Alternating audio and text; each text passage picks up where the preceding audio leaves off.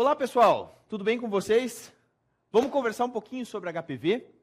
HPV é um assunto que, além de estar na moda, de muito se falar sobre ele, é um assunto que costuma aparecer bastante nas provas dos concursos que vocês vão fazer. Na verdade, com essa aula de hoje, eu vou conversar um pouquinho sobre a histologia normal do colo do útero, vou falar um pouquinho sobre o Papa Nicolau, que é o exame de rastreio universal do câncer do colo do útero, e depois a gente vai falar sobre as neoplasias intraepiteliais cervicais, as famosas NICs, e como é que a gente diagnostica e trata cada uma delas. O objetivo é a gente conversar de uma forma bem leve, bem tranquila, para vocês conseguirem entender e depois acertar as questões. Venham comigo, olha só. Quando a gente fala sobre o colo do útero, ele é um cilindro muscular que tem um orifício cervical interno que o comunica com a cavidade uterina e um orifício cervical externo que o comunica com a vagina. O epitélio que reveste esse canal endocervical aqui, ele vai ser chamado de endocérvice. Então, todo esse epitélio que reveste a parte interna, a luz do colo do útero, é a endocérvice ou epitélio endocervical.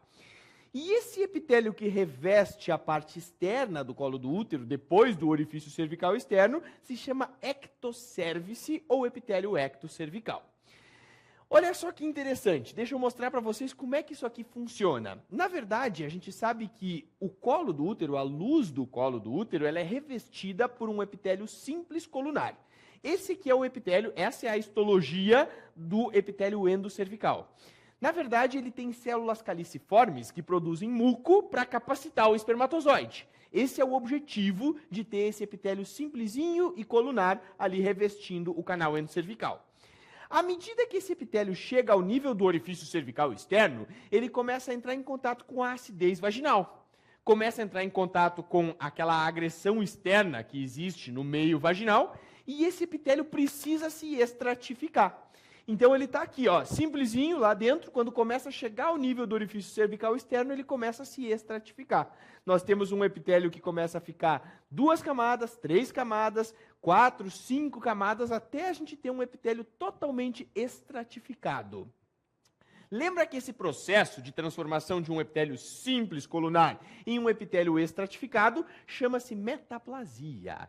Em patologia, quando a gente estuda patologia na faculdade de medicina, a gente lembra que a transformação de um epitélio simples em um epitélio estratificado chama-se processo de metaplasia. E no colo do útero, essa metaplasia ela é fisiológica. Apesar desse termo ser um termo que lembra neoplasia, né? Quando a gente fala metaplasia, parece alguma coisa neoplásica. Não, metaplasia, na verdade, é uma transformação de um epitélio simples colunar em um epitélio estratificado.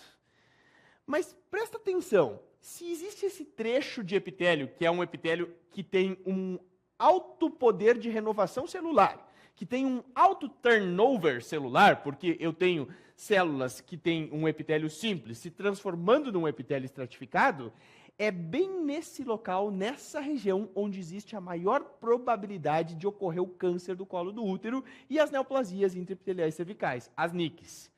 Porque o epitélio ele é muito dinâmico, ele está sempre sofrendo mitose. Essa junção, essa área de transformação, esse trecho de metaplasia, que é a área de transformação de um epitélio simples colunar em um epitélio estratificado, chama-se junção escamocolunar, a famosa JEC.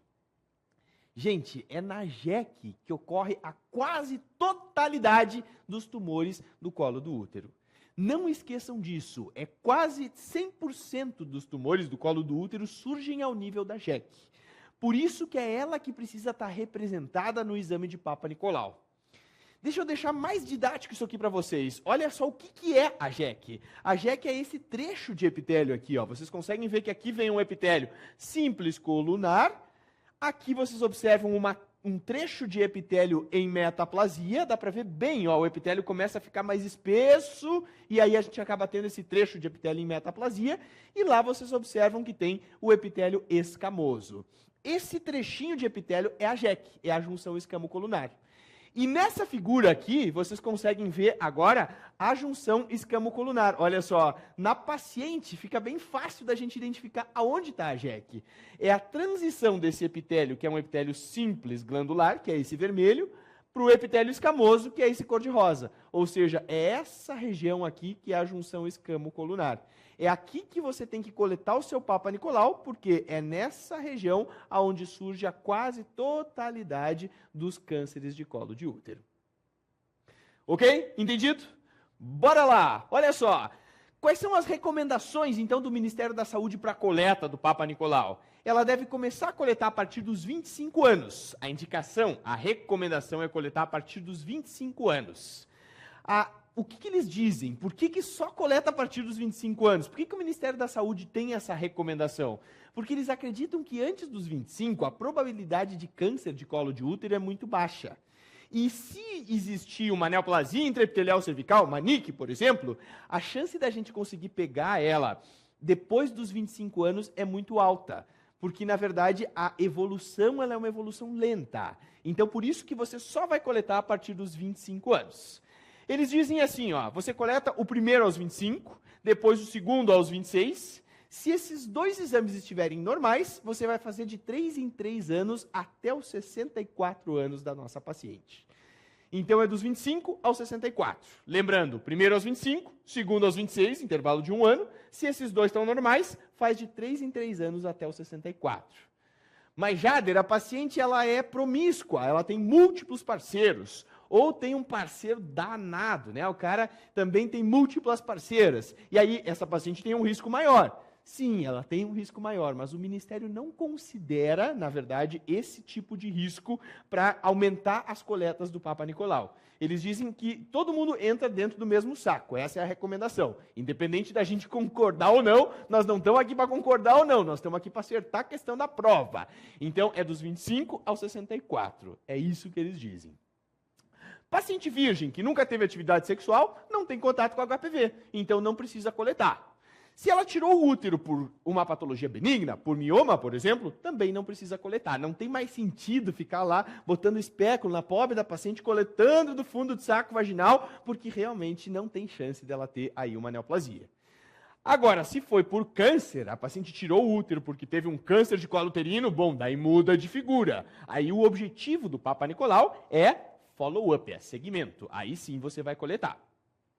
Se ela for imunossuprimida, por exemplo, essa paciente ela usa corticoide ou usa um imunossupressor, porque tem uma doença reumatológica que ela tem que usar sempre esse imunossupressor, a recomendação é fazer a coleta semestral no primeiro ano e depois anualmente. Então, essa tem que fazer sim todos os anos.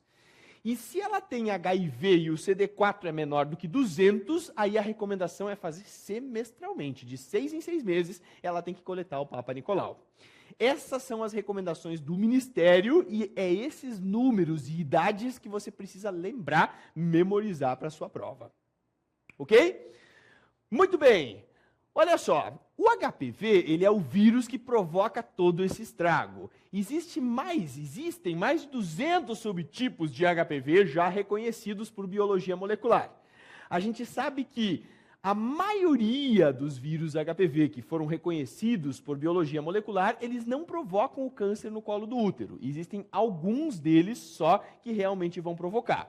Dentre eles, os principais que você não pode esquecer para a sua prova, o principal é o 16, que é o que mais causa o câncer do colo do útero, e depois o segundo mais importante é o 18. Então o HPV 16 e o HPV 18 são os grandes vilões aí da história. Gente, o que o HPV 16 e o 18 fazem quando eles entram no colo do útero? À medida que a paciente é contaminada após a relação sexual, o HPV ele vai entrar ali em contato com o epitélio do colo do útero, vai entrar na célula e provocar um efeito citopático chamado coilocitose. Em alguns casos, em algumas situações, o que acontece? Coilocitose é só sinal de que existe HPV ali naquela região. Em algumas situações, o vírus HPV ele vai provocar uma alteração neoplásica na célula. Essa alteração neoplásica, a célula começa a ficar uma célula neoplásica, as outras células também começam a ficar neoplásicas, e esse tumor intraepitelial começa a crescer. Quando ele pega 1/3 do epitélio, nós vamos ter a famosa NIC1. Quando pega 2/3 do epitélio, nós vamos ter uma NIC2. E quando pega os 3/3 do epitélio, nós vamos ter uma NIC3, que é a neoplasia intraepitelial cervical, grau 3, que é o último estágio antes da gente ter o carcinoma invasor. Como é que a gente divide, então, as NICs, as neoplasias intraepiteliais cervicais? Em baixo grau e alto grau. As neoplasias de baixo grau são a NIC 1. Né? Todas as NIC 1 entram como neoplasia de baixo grau. As NIC 2 e NIC 3 entram como neoplasia de alto grau. Lembrando que o carcinoma in situ, que é aquela lesão que ainda não conseguiu invadir a membrana basal, é a mesma coisa que NIC 3. Ah, mas tem divergência entre os patologistas, eu me lembro que tem algumas divergências na literatura. Esquece, cara, aqui nós estamos falando de prova. Em prova, NIC 3 é igual a carcinoma in situ, certo? Então, na verdade, é lesão de alto grau, lesão intraepitelial de alto grau, NIC 2 e 3, que inclui a NIC 3, aí o carcinoma in situ, e a NIC 1 é uma lesão de baixo grau. Muito bem, olha só. Como é que eu faço o diagnóstico, então, das neoplasias intraepiteliais cervicais? O Papa Nicolau, ele é o exame de rastreio.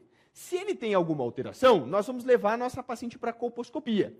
Lembra que a colposcopia é um exame que a gente usa o ácido acético para corar as proteínas do citoplasma daquelas células que têm algum tipo de alteração, e a gente vai olhar com uma lente de microscópio ali o colo do útero e ver se tem algum tipo de lesão colposcópica visível.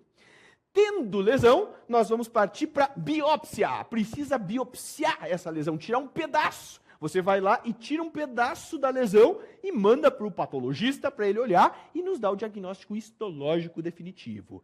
Não esquece, em NIC, em neoplasia, não só NIC, mas qualquer tipo de neoplasia do corpo humano, é sempre padrão ouro a histologia. Muito mais do que a citologia. A citologia é só para rastrear. A histologia é para diagnóstico definitivo. Tendo o diagnóstico definitivo, que é a biópsia, aí então nós vamos seguir o tratamento da nossa paciente.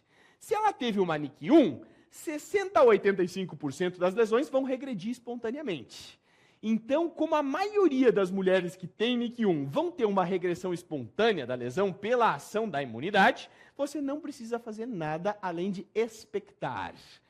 A gente vai fazer Papa Nicolau e colposcopia de 6 em 6 meses. Quanto tempo o corpo dela tem para liquidar essa NIC 1? Na verdade, são 2 anos. A gente sabe que o tempo que o organismo leva para acabar com a neoplasia intraepitelial de baixo grau é 2 anos. Se passou 2 anos e essa paciente não teve uma regressão da NIC 1 espontaneamente, aí você vai partir para a conização. Então, não esquece, a indicação de fazer uma conização por NIC 1 é quando não regrediu em 2 anos de acompanhamento. Aí você vai fazer aquela cirurgia que vocês conseguem ver aqui, que é uma incisão circular no colo do útero, a ponta do bisturi converge para o canal endocervical e nós retiramos do colo do útero como se fosse uma figura geométrica de um cone mesmo. Nós estamos retirando a jeque da nossa paciente.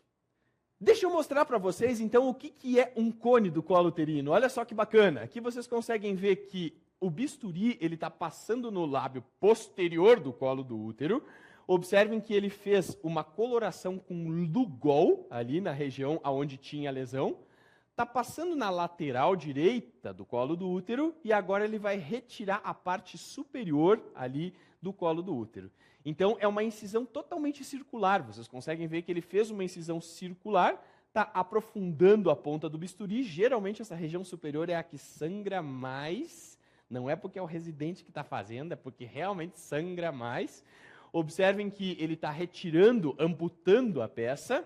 Aqui vocês podem ver um esquema gráfico, olha só, da amputação da peça do cone.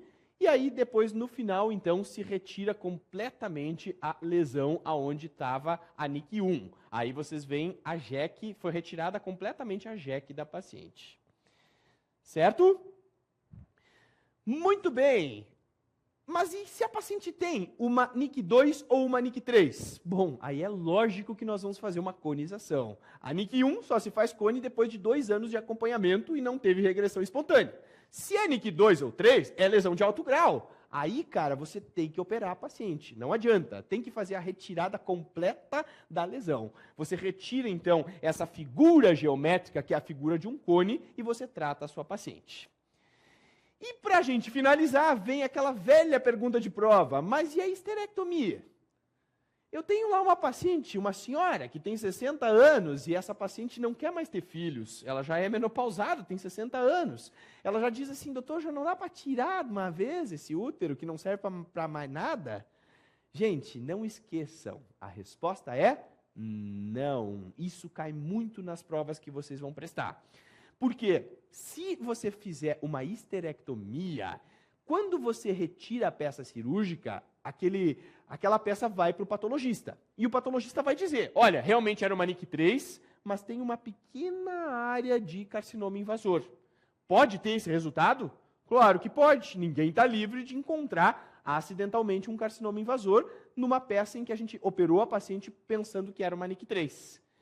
E se você fez uma histerectomia simples, você subtratou a sua paciente, porque se tivesse carcinoma invasor, você teria que fazer uma cirurgia de Wertheim-Meigs, que é uma cirurgia muito maior. Então, gente, na verdade, lembra que para NIC2 e NIC3 nunca se faz histerectomia, sempre se faz conização. Mesmo que você ache que a paciente tem prole completa e tal, não pode fazer histerectomia, porque a probabilidade de ter doença invasora no restante da peça cirúrgica existe. E se você fez só uma histerectomia simples, você subtratou a sua paciente. Ok? Entendido? Muito bem, gente. Existe ainda o CAF, que é a cirurgia com alça de alta frequência, que a gente pode utilizar ao invés de fazer um cone a frio. Na verdade, o CAF, ele é uma cirurgia que a gente usa uma alça de cautério e ela retira a lesão. É como se fosse um cone, só que ao invés de você usar o bisturi frio, você usa a alça de cautério.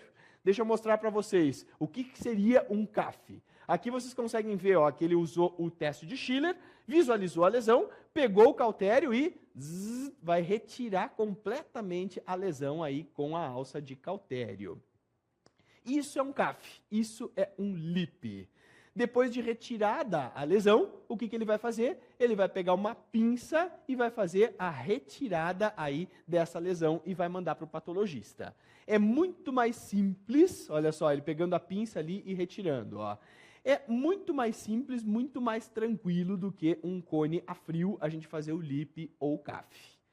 Gente, qual é o problema? O problema é que, na verdade, a gente acaba cauterizando as margens da peça cirúrgica e o patologista não tem como nos dizer se saiu com margens livres ou não. Porque a alça de cautério queima, carboniza as margens da peça cirúrgica. Então, o grande porém do CAF é que você não pode fazer se a lesão não é totalmente visível. Se você não tem a segurança de que você está vendo toda a lesão na colposcopia, não pode fazer CAF. Tem que ser cone a frio. Se tiver lesão em epitélio glandular, endocervical, também não pode fazer CAF, tem que ser cone a frio. E se houver qualquer suspeita de invasão, também não dá para fazer CAF, tem que ser cone a frio. Ok? Entendido? Muito bem, gente. Então, o meu grande objetivo com essa aula foi falar um pouquinho para vocês sobre o HPV, falar um pouquinho sobre as NICs e também sobre o tratamento. Se houver dúvidas, por favor, entre em contato com a gente. Valeu!